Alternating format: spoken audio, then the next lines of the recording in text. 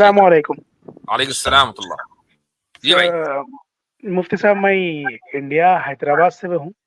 Actually میں مسلمان ہی ہوں الحمدللہ، پر مجھے پرابلم ریلیجیس او سی ڈی کی ہے. ایک مینٹل ڈس آرڈر ہے جس میں شدید اللہ تعالیٰ کے بارے میں، آپ صلی اللہ علیہ وسلم کے بارے میں، اسلام کے خلاف شدید اتنے وسوسے آتے ہیں کہ وہ کنٹرولبل نہیں ہوتے ہیں. اب جیسا نارمل انسان ہوتا ہے، کئی وسوسہ لاہور پڑھ لیتا، لائٹ لے لیتا.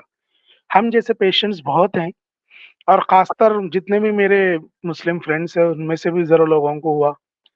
اور اس سے کیا ہے، ڈر یہ ہوتا ہے کہ کہیں ہما کو یہ وسوسے کی وجہ سے اللہ پکڑ نہ کر لے، جہنم میں نہ چلے جائیں. بہرحال میں بہت سے آن لائن بھی ریسرچ کیا، علماء کے پاس بھی، اور میں مفتی طارق مسعود صاحب، تقی عثمانی صاحب، ان سب لوگوں کو فالو کرتا ہوں. آپ لوگوں سے پہلی بار یہ ہوا، میرا فرینڈ ریکمینڈ کیا کہ آپ مفتی یاسر ندیم صاحب کے لیکچر سنیں، ڈیبیٹ سنیں، انشاءاللہ ٹھیک ہوا. بہرحال مولانا، تو اب سوال یہ ہے، اور میں اس پہ علاج بھی کر رہا ہوں الحمدللہ. میں سائیکیٹرسٹ سے گولی بھی لے رہا ہوں ڈیلی. مگر سوال یہی تھا کہ یہ خیالات آتے کیوں ہیں اور خود خدا کے خلاف آتے ہیں. تو مجھے علماء اکرام نے یہ سجیسٹ کیا کہ یار آپ ایک نیک بندے ہیں، اور جہاں پہ زیادہ مال ہوتا ہے وہاں پہ ہی چوری کی جاتی ہے. تو آپ شاید کچھ اسپیشل بندے ہیں، آپ صبر کریں. یہی کیا تو آپ ایک بار اس کے بارے میں پلیز ڈیٹیل سے بول دیجئے. اور میں آپ سے ریکویسٹ کرتا ہوں کہ یہ جو کلپ میں پوچھ رہا ہوں ابھی سے لے کے آپ کے جواب تک، اس کی کلپ کاٹ کے الگ سے ڈال دیجئے پلیز. میں میرے بہت سے فرینڈس ہیں، وہ بھی سفر کر رہے ہیں، تو ان کو بھی بھیج دوں گا تاکہ وہ مطمئن ہو جائیں. دیکھیں، آپ نے سب سے پہلی بات جو کی وہ یہ کی کہ مجھے جو خیالات آتے ہیں وہ خدا ہی کے خلاف کیوں آتے ہیں.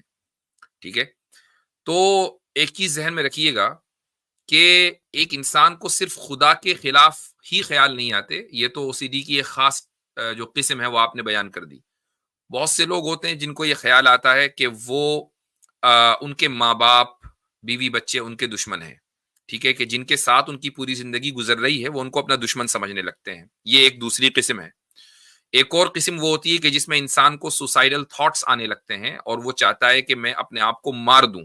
تو ایک اپنے آپ کو مارنا، سوسائڈل تھاٹس کا مطلب یہ کہ آدمی اپنی ہی جان کا دشمن بن جاتا ہے. تو اس کا مطلب یہ ہوا کہ یہ جو مینٹل ٹراما ہوتا ہے یا او سی ڈی ہے، اس کی الگ الگ قسمیں ہیں. کسی بھی چیز کو انسان برا یا اپنا دشمن سمجھنے لگتا ہے اور پھر اس طرح کے خیالات اور وسوسے آنے لگتے ہیں. تو اس کا ظاہر ہے کہ علاج ہی ہونا چاہیے. میں ایک اور چیز کا اضافہ کروں گا، پھر میں آپ کو یہ بھی بتاؤں گا کہ اس کا علاج کہاں ہو سکتا ہے. اچھا، جو وسوسوں کی بات ہے، یہ جو ساری چیزیں آپ کے ذہن میں آ رہی ہیں سب وسوسے ہیں کہ خدا یوں ہے، وہ ہے، وغیرہ وغیرہ. یہ سب وسوسے ہیں، یہ جن کے اوپر آپ کا کوئی کنٹرول نہیں ہے. اور یہ یاد رکھیے گا کہ اگر آپ یہیں تک رکے رہے اور اس کے آگے نہیں بڑھے، جو چیز آپ کے کنٹرول میں نہیں ہے، اور مان لیجئے اس حال میں کسی انسان کا انتقال ہو جائے، تو انشاءاللہ ثم انشاءاللہ اللہ کی نظر میں وہ معاف ہے، چونکہ یہ خیالات اس کے اختیار میں نہیں تھے، اس کے اختیار کے باہر تھے. اچھا، اور مجھے یقین ہے کہ اگر میں آپ سے یہ پوچھوں کہ جو خیالات آپ کے ذہن میں آ رہے ہیں، کیا آپ ان کو زبان سے ادا کرنا چاہیں گے، تو آپ کا کیا جواب ہوگا میرے بھائی مرسی فار آل صاحب؟ نہیں، بالکل بالکل میں ادا بھی نہیں کرتا، بس بھی نہیں کرتے. کوشش ٹھیک ہے نا، کرتا ہوں لائٹ لینے کی، مگر ہو نہیں پاتا. اب میری بات سنیے. کچھ صحابہ رسول اکرم صلی اللہ علیہ وسلم کی خدمت میں حاضر ہوئے اور کہا کہ یا رسول اللہ، ہمارے دلوں میں کچھ ایسے خیال آتے ہیں جب ہم آپ کی مجلس میں نہیں ہوتے کہ ہم ان کو زبان پر لانا بھی گوارا نہیں کرتے، کہ زبان پر لائیں گے تو کہیں دین سے خارج نہ ہو جائیں، کافر نہ بن جائیں. تو رسول اکرم صلی اللہ علیہ وسلم نے ان کے اوپر ناراضگی کا اظہار نہیں کیا، بلکہ آپ نے فرمایا کہ واقعی اوقت وجدتم، واقعی تمہیں اس طرح کے خیالات آ رہے ہیں؟ تو انہوں نے کہا جی. تو آپ صلی اللہ علیہ وسلم نے فرمایا کہ اگر تم ان خیالات کو زبان پر لانا گوارا نہیں کرتے تو پھر یہی تو ایمان ہے.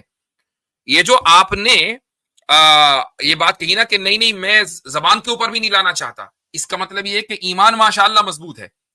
اب یہ جو وسوسے آ رہے ہیں ان کو آپ بھول جائیے، ان کی ٹینشن نہ لیں، یہ آتے رہیں گے جاتے رہیں گے، اس کا کوئی مسئلہ نہیں ہے. لیکن ایک آدمی اگر پھر بھی جب تک کہ آپ کا علاج چل رہا ہے چلائیں. میں ایک بڑا مسئلہ یہ ہے کہ جو یعنی مسلمان سائیکائٹرسٹ ہیں، وہ ایک خصوصاً جو اسلامک میتھڈ ہے سائیکالوجی کا، اس پر ہمارے پاس بہت کم کام ہوا ہے اس میدان میں.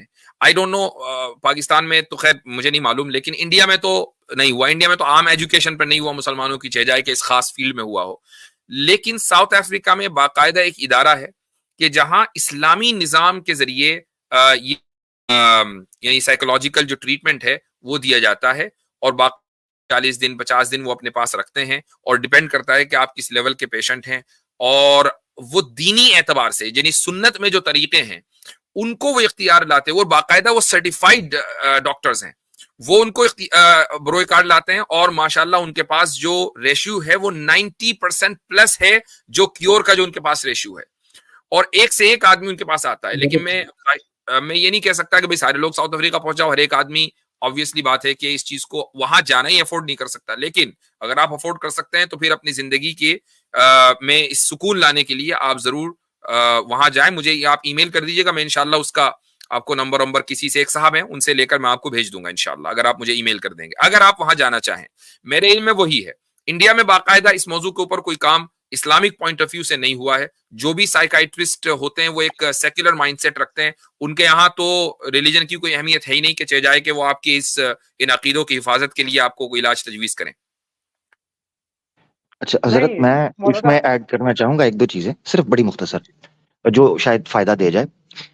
پاکستان کے حوالے سے حضرت نے جو بات کی، ایک بک ہے جس کو پریزیڈنشل ایوارڈ ملا تھا، فیمیل ہیں، ان کا نام ہے ڈاکٹر سعیدہ غزنوی، ان کی کتاب ہے نبی اکرم صلی اللہ علیہ وسلم بحیثیت ماہر نفسیات، بڑی شاندار کتاب ہے اردو کے اندر، میں سمجھتا ہوں اس موضوع پر منفرد کتاب ہے، اور اس میں بڑے بڑے 5 جو ہیومن انسٹنکٹس ہیں یا کمپلیکسز ہیں، جیسے فیئر کمپلیکس ہے، اینگر کمپلیکس ہے، یہ دوسری تیسرے جو ایموشنز ہیں، ان کو ڈیل کرنے کی بڑی شاندار کتاب ہے۔ اس کو صدارتی ایوارڈ بھی ملا اس کتاب کو، نبی اکرم صلی اللہ علیہ وسلم بحیثیت ماہر نفسیات، پی ڈی ایف میں مل جائے گی بلو کلر کی۔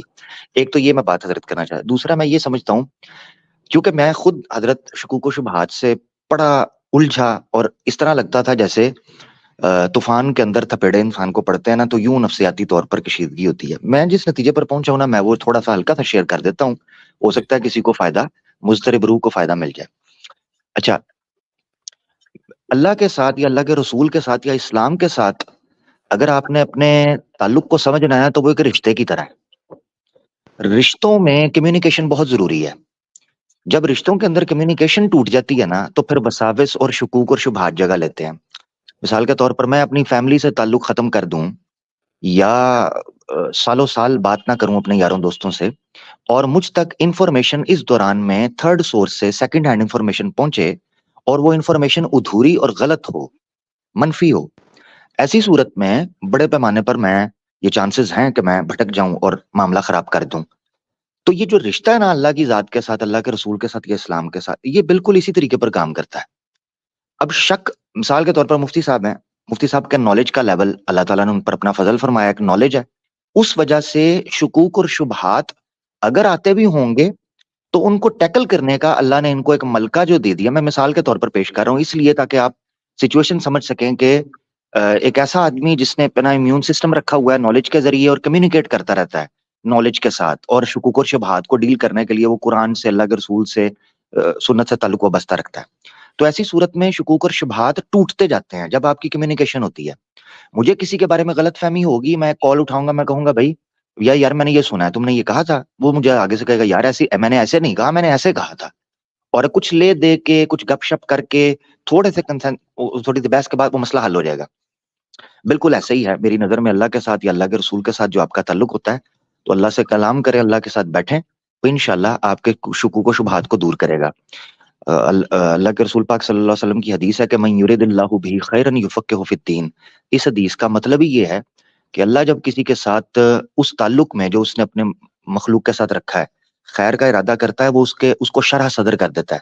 اور امام غزالی نے بھی المنقذ من الضلال کے اندر جو حتمی نقشہ کھینچا نا کہ میں فلسفیوں کے پاس گیا، میں صوفیوں کے پاس گیا، ریاضی دانوں کے پاس گیا، میں جو ہے نا وہ دوسرے اور منطقیوں کے پاس، کسی کے پاس بھی بیٹھا، تو اینڈ پہ وہ کرکس نکال کر کہتے ہیں کہ مجھے یہ سمجھ آئی کہ اگر اللہ کا فضل نہ ہوتا تو غزالی تیرا کچھ بھی نہیں ہو سکتا تھا۔ تو اللہ کے فضل نے ان شکوک اور شبہات کو اٹھایا ہے، اور ایمان کو رسوخ، الراسخون فی العلم، اللہ نے صفت بیان کی علماء کی، الراسخون فی العلم، رسوخ کہتے ہیں خم ٹھکی ہوئی چیز کو جس کو ہلانا مشکل ہو، تو شکوک و شبہات کے تھپیڑے پھر اس چیز کو ڈاماڈول نہیں کر سکتے ہیں جب آپ کا تعلق مضبوط ہو۔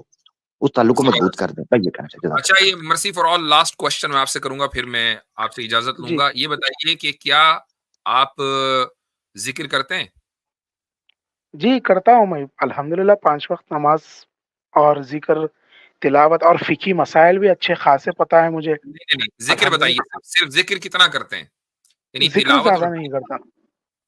نہیں زیادہ نہیں کرتا. اچھا تلاوت کتنی کرتے ہیں؟ تلاوت بھی ڈیلی 1 رکوع 2 رکوع بس اتنا ہی. ٹھیک ہے, تو ایک تو آپ کو ذکر کی تعداد جو ہے وہ بڑھانی ہے اور تلاوت آپ کو بڑھانی ہے.